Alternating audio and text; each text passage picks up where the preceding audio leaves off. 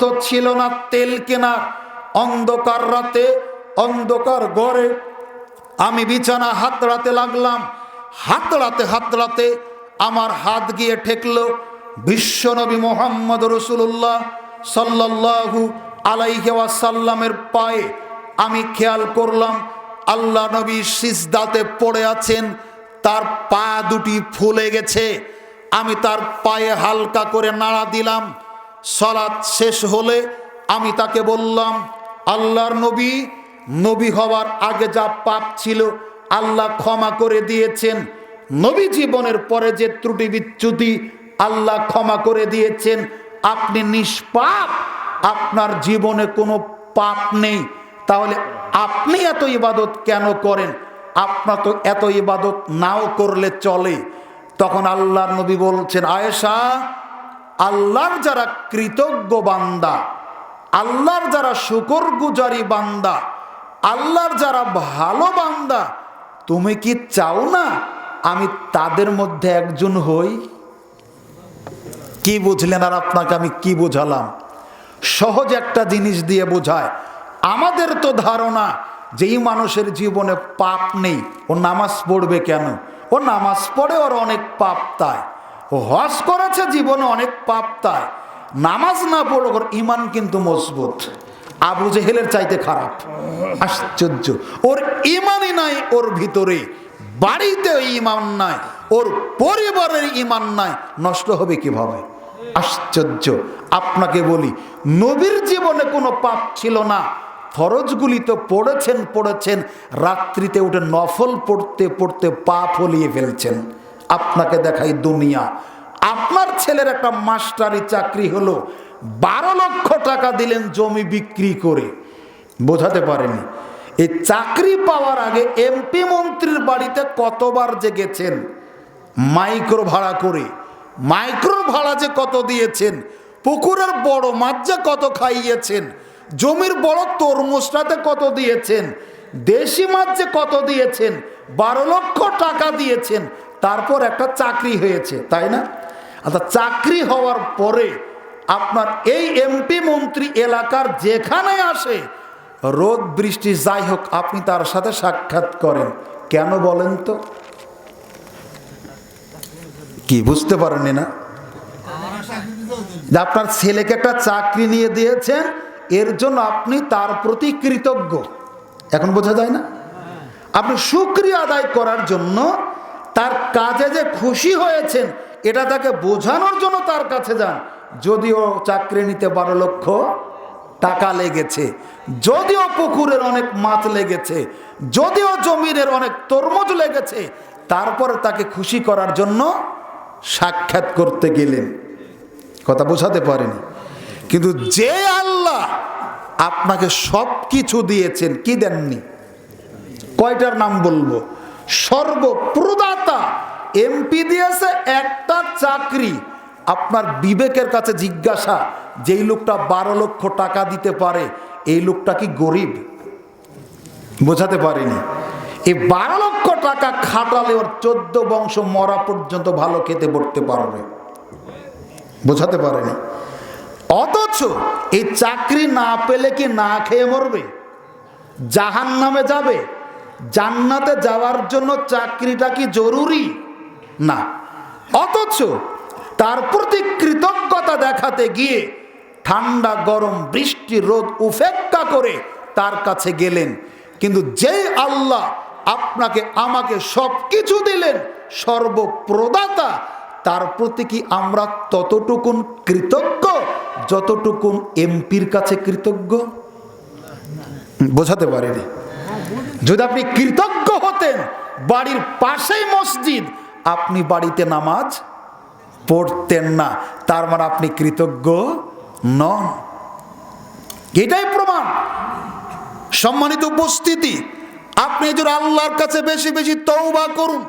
যেই নবীর জীবনে কোনো পাপ ছিল না, সেই নবী প্রত্যেক দিন 70 থেকে 100 বার তওবা করতেন। আপনি বলুন তো, যত মুসল্লি আছেন আজকে রাত দিন 24 ঘন্টা, আর কয়েক মিনিট হলে যাবে আর 16 মিনিট, 10 বার তওবা করেছেন এমন কেউ আছেন? না। দেখেন, তার মানে আপনি কি বোঝাতে চাচ্ছেন নবীর চাইতে আপনি নিষ্পাপ?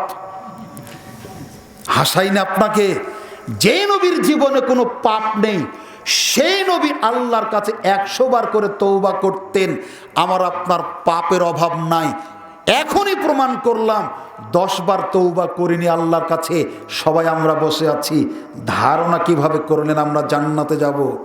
সম্মানিত উপস্থিতি, আপনাকে বলছিলাম চাকরি দেওয়ার আগে আপনি তার পিছনে ঘুরেছেন চাকরি পাওয়ার জন্য, আর চাকরি পাওয়ার পরে কৃতজ্ঞ হয়ে ঘুরছেন। একইভাবে আমার জীবনে পাপ ছিল অনেক, ক্ষমা করিয়ে নেওয়ার জন্য ইবাদত করব। আর ক্ষমা যখন করবেন তখন আল্লাহর প্রতি কৃতজ্ঞ হব। আল্লাহ তুমি দয়া করে আমাকে ক্ষমা করেছো, আল্লাহ আমার প্রতি রহম করে আমার পাপগুলিকে ক্ষমা করেছো।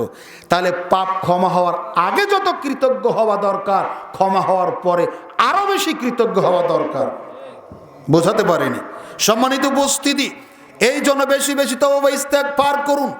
আনাস রাদিয়াল্লাহু তাআলা আনহু বলেন, রাসূল সাল্লাল্লাহু আলাইহি ওয়াসাল্লাম বলেছেন, পূর্ব যুগে এক লোক খাদ্য নিয়ে পানীয় নিয়ে সফরে ভ্রমণে বের হলেন। এমন একটা নির্জন প্রান্তরে পৌঁছালো যেখানে লোকালয় নেই, দোকানপাট নেই, কোনো কিছু নেই। এমন একটা জায়গাতে লোকটা তার বাহন হারিয়ে ফেলল। মৃত্যুটা নিশ্চিত। কি খেয়ে বাঁচবে, কি পরে জীবিকা নির্বাহ করবে, কোনো উপায়ান্তর নেই। একটা পাথরের উপর মাথা দিয়ে লোকটা ঘুমিয়ে গেছে।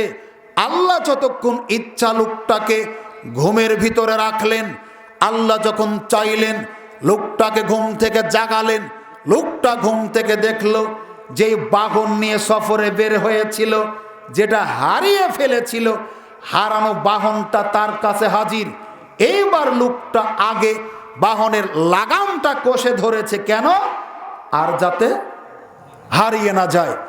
এই পরে খুশি হয়ে আল্লাহকে ডাক দিয়ে বলছেন, আল্লাহ তুমি আমার বান্দা আর আমি তোমার আল্লাহ।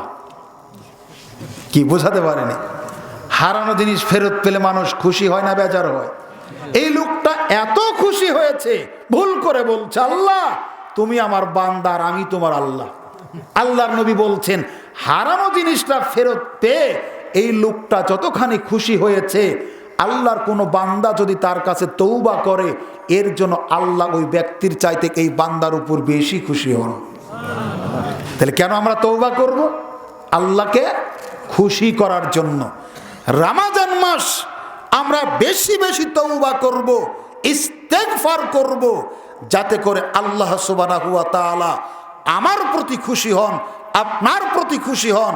দেখুন, আপনাকে বলছিলাম আস্তাগফিরুল্লাহাল্লাযী লা ইলাহা ইল্লা হুয়াল হাইয়ুল কাইয়্যুম ওয়া আতুবু ইলাইহি। ধ্বংসাত্মক পাপ হলো 7টি। মানুষের দুনিয়া পরকাল নষ্ট করে 7টি পাপে। তার একটা পাপ হলো যুদ্ধের মাঠ থেকে পালিয়ে আসা। যুদ্ধের মাঠ থেকে পালিয়ে আসা কাবিরা গুনাহ। আল্লাহর নবী বলেছেন, যারা এই দোয়া পড়বে, আস্তাগফিরুল্লাহাল্লাযী লা ইলাহা ইল্লা হুয়াল হাইয়ুল কাইয়্যুম ওয়া আতুবু ইলাইহি, জিহাদের মাঠ থেকে ফিরে আসার মতো যদি পাপ করে আল্লাহ তাকে ক্ষমা করে দিবেন। আল্লাহর নবী বলেছেন, সাইয়্যিদুল ইস্তেগফার, সাইয়্যিদ মানে নেতা, ইস্তেগফার মানে ক্ষমা প্রার্থনার, ক্ষমা চাওয়ার, ক্ষমা প্রার্থনার যত দোয়া আছে সব দোয়ার নেতাকে বলা হয় সাইয়্যিদুল ইস্তেগফার। আল্লাহর নবী বলেছেন, যে নারী অথবা পুরুষ সকালবেলা সাইয়্যিদুল ইস্তেগফার পড়বে, সন্ধ্যার আগে মারা গেলে জান্নাতে যাবে। সন্ধ্যাতে যদি সাইয়্যিদুল ইস্তেগফার পড়ে, সকালের আগে মারা গেলে জান্নাতে যাবে। অতএব অনুরোধ করি, আমরা চেষ্টা করব রমজান মাসে বেশি বেশি সাইয়্যিদুল ইস্তেগফার পাঠ করতে। সম্মানিত উপস্থিতি, এখানে আর একটা বিষয় আছে, পরের আলোচনায় আসবে। নাম্বার 11, যে মাধ্যম অবলম্বন করলে রমজানের মর্যাদা লাভ করা সম্ভব, সেটা হলো লাইলাতুল কদরকে আমরা যথাযথ মূল্যায়ন করার চেষ্টা করব। আল্লাহর নবী বলেছেন, যে বা যারা লাইলাতুল কদরে ইবাদত করে, ঈমানের সাথে কিছু পাবার প্রত্যাশায় আল্লাহ সুবহানাহু ওয়া তাআলা এই ব্যক্তির অতীত জীবনের সমস্ত পাপকে ক্ষমা করে দেন। আমরা মনে করি এদেশের জনগণের চাইতে আলেম ওলামারা বেশিরভাগ খারাপ, সব খারাপ তা বলিনি, মন খারাপ করবেন না। কেন? আমাদের দেশের মুসলমানেরা 27 তারিখকে যত মূল্যায়ন করে 25 তারিখ কত মূল্যায়ন করে না, 27 তারিখকে যত মূল্যায়ন করে 23 তারিখ কত মূল্যায়ন করে না, 27 তারিখকে যত দাম দেয়, গুরুত্ব দেয়, 21 তারিখ কত গুরুত্ব দেয় না। 21, 23, 25, 27কে তবু যতখানি গুরুত্ব দেয়, 29 তারিখে অনেক আলেম লাইলাতুল কদর হয় বিশ্বাসই করে না। চাঁদ দেখতে তাড়াহুড়া, অথচ আল্লাহর নবী বলছেন লাইলাতুল কদরের মর্যাদা, শ্রেষ্ঠত্ব, ফজিলত তোমরা যদি লুফে নিতে চাও, রমজানের শেষ দশকের বেজুর রাত্রিতে ইবাদত করো। তার মানে 27 তারিখের রাতের যেই দাম 21 তারিখের রাতের একই দাম। একটু যদি কম বেশ করার চেষ্টা করেন, আপনার আমল মাঠে মারা যাবে। 27 তারিখের ইবাদতের যেই দাম 23 তারিখের ইবাদতের একই দাম। একটু যদি কম বেশি ধারণা করেন, আপনি মাঠে মারা যাবেন। 27 তারিখের ইবাদতের যেই দাম 25 তারিখের ইবাদতের একই দাম। 27 তারিখের ইবাদতের যেই দাম 29 তারিখের ইবাদতের একই দাম। 21, 23, 25, 27, 29 5টা রাতের সমান দাম। কোন রাতের চাইতে কোন রাতের মর্যাদা শ্রেষ্ঠতা কম বেশি করা যাবে না।